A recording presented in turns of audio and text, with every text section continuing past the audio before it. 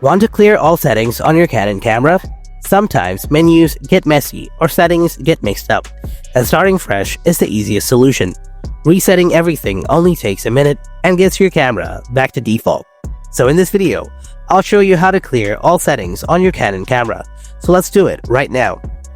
First, turn on your camera. Now press the menu button.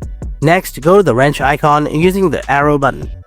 Here you will get 4 dots wrench icons.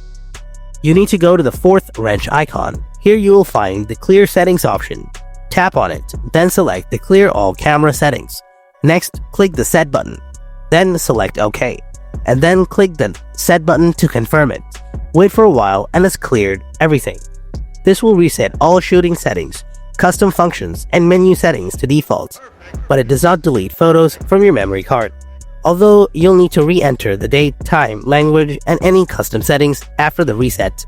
So this is how you can clear all settings on your Canon camera. Hope you found this video helpful. If you did, then don't forget to hit that like button.